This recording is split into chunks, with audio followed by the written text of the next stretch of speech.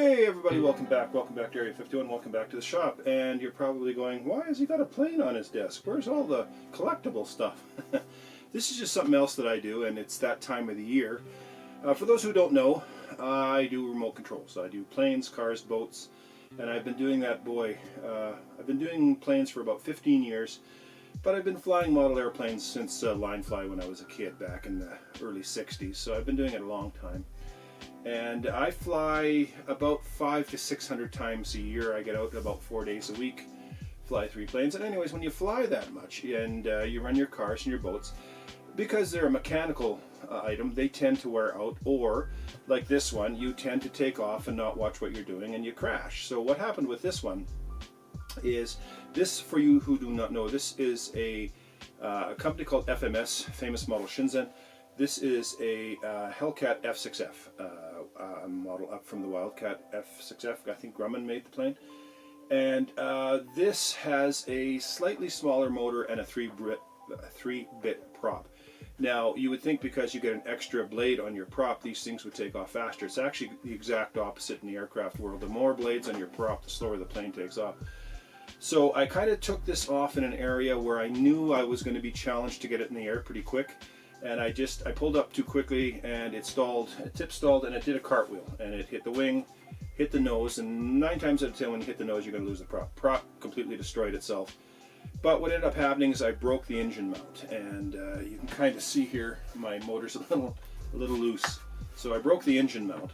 And now I've got to fix that. Now this plane, like I say, is made by a company called FMS, and usually they make their planes where you can take, like I can take this ring off no problem, but I can't get to the motor mount, so I'm probably going to have to cut into the main fuselage to fix this motor mount. So I'm going to show you what I did, and we'll see if we can fix it. And if we can't fix it, we'll junk it, but I'm pretty sure we can fix it. So let's have a look, and I'll show you the damage that I did to it.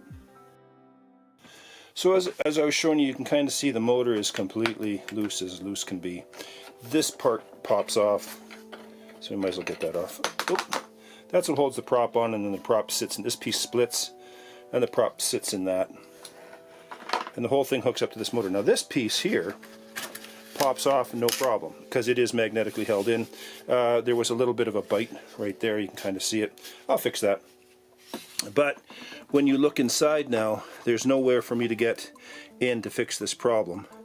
And you can see the motor mount. I don't know if you can see that, but you can see the motor mount right there is completely destroyed. So I've got to get in and fix this, which means I'm going to probably have to cut some of this out. So, and this is called an outrunner motor. It is a brushless outrunner. The motor actually turns, not the shaft. The shaft doesn't turn, or the shaft turns with the whole motor spins, and that's pretty much what you run in airplanes are the outrunner motors.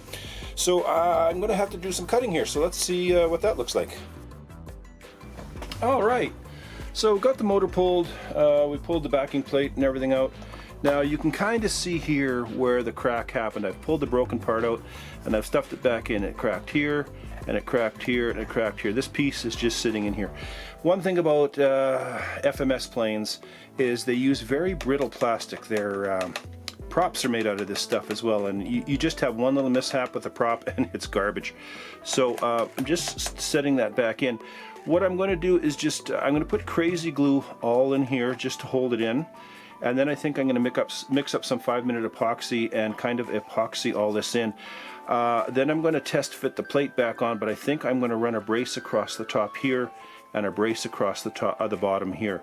The reason I do is because these motors, even though they're small, there's a lot of pulling power on these planes, and of course there has to be. It has to get them in the air. So there's a lot of pulling power.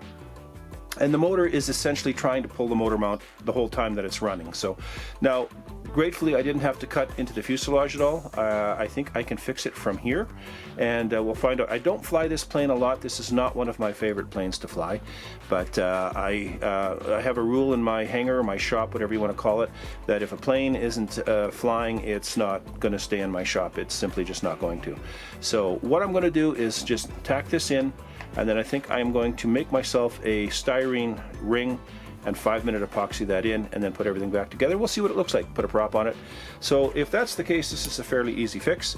I've got lots of planes to go over, but I'll show you where we are once the fix continues on. We're back at it. This is a couple days later. You can see the glue has all dried. I gave it about 3 or 4 days to dry. So, you know, I'm not going to leave it like that. That's just going to be too weak. It won't handle the pull of the propeller. So basically what has to happen is this piece needs to fit back in. That piece needs to go. So what I'm going to do with some sheet styrene, and that's this stuff right here, some sheet styrene, I am going to basically, and I'm going to try and use a pointer so you might be stupid, I'm basically going to make a round ring, one complete round ring that will go all the way around, still leave the ability for me to bolt this yoke back in, and then glue it in, and then in each little spot I'll put in a very small sheet screw to hold everything in, and that should be enough to hold this all together. So I'm going to go ahead and make my part, and I'll show you what that looks like when I've got that done. So there we are, guys. I've got the piece milled out. You can see it right there. It's that white piece of styrene. I think this is 10 millimeter. I think, I can't remember. It's evergreen styrene, but there it is. I've got the first washer in there, just kind of centering so I know where everything's going to go. So what I'm going to do now is I'm going to glue this and kind of clamp this down and let it dry for a day or two, and then what I'll end up doing is putting some screws here, here, here, and here, and that should hold the motor and everything, and I should be fairly comfortable with that, and that'll give it even pressure all the way across. I'm sure the original motor mount underneath will probably crack at some time, but that's why I've made this one piece yoke here so it holds everything in. I think it will be fine. I don't think it will pull out, and to be honest with you, if it pulls out, then this thing goes in the garbage can. It's that simple. I'm not going to muck around with this too much longer, but anyway, I'm just going to glue this in and then let it sit for a few days, and then we will screw it down, and that should be the end of it. What did I make that with? Basically your standard just Dremel tool, and a nice diamond tip bit on the end. I just took my time and milled it all out. So yeah, there we go. So let me continue, and I'll show you what it looks like when it's all ready to be bolted back together. We'll bolt it back together, put a propeller on it, and then I don't know, I'll probably show it to this long before I fly, because we've got a long time yet before it's flying season. So anyways, so you can see I've got the buck I made in there to hold everything in. I put screws in there and there. I was going to put screws there, there, there, and there, but the damage kind of came down here, cracked, and cracked. So kind of putting screws in here probably would weaken this plate that I glued all back together. No, I glued behind this and I glued on the other. So I'm confident that these two screws and this plate will hold everything together. So basically now it's time to put the motor back in, get a prop on it, and fix up the nose cone a little bit because the nose cone got damaged, and then get it ready for flight. So the next time you see it, the motor will be back in. So motor's back in, and seems to be in there pretty good. So I did some work on the nose cone. I'm not going to go too crazy on the nose cone because these do take a little bit of a pounding. So you can see where the prop kind of bit into it there, but I might put a piece of clear tape there or just glue that. I'm not sure yet. But I do have another complete one that I probably will paint. This is the main propeller holder that goes on here and fits into the notch there, and that's what turns the propeller. It fits in like this. This got broken, so I glued it on the inside, I glued it on the outside, and then I did some black electrical tape all the way around. You guys might say, well, why didn't you use heat shrink? These still have to flex a little bit. If they don't flex, they will actually fly apart. So I've got that fixed, and on that will go.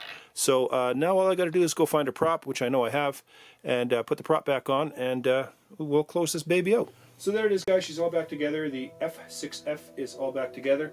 I got the prop on. This is, it's interesting, this prop also fits my B-25 bomber. This is a reverse rotating prop, so it's actually the wrong prop. When I fly this, I'll have to pull the correct one off the B-25 and swap them for the flight. And eventually I'll pick up another one. I don't fly this plane a lot. It's not one of my favorite planes to fly. It's severely underpowered. But the repair came out looking good. And she is ready to hit the skies. Minzy 3 is ready to hit the skies. If you want to know who Minzy 3 is, have a look on the internet. It'll tell you this. This is a model after an actual serving plane that was in the Battle of Midway. So that's it. This one is ready to go. Now, what do we move on to? We move on to the Dynam BF-109 that I got caught in a crosswind, took off the whole front end. Well, I didn't take off the whole front end. I lost the spinner, the prop, the lock, nuts, everything. So, and I've got to paint it because it's got some major road rash. So, got this one done. Moving on to the next one. Let me know what you think. I know this is kind of out of the ordinary what I do, but I do this stuff. I'm also going to show you my boats and stuff, and I do some work on them. So every once in a while you'll get an RC video. It's just the way it is. Let me know what you think. Anyways, Area 51, Homeless Superheroes, RCs, lots of other stuff. And we've got this baby ready to hit the sky. So, catch you on the next one. Bye-bye.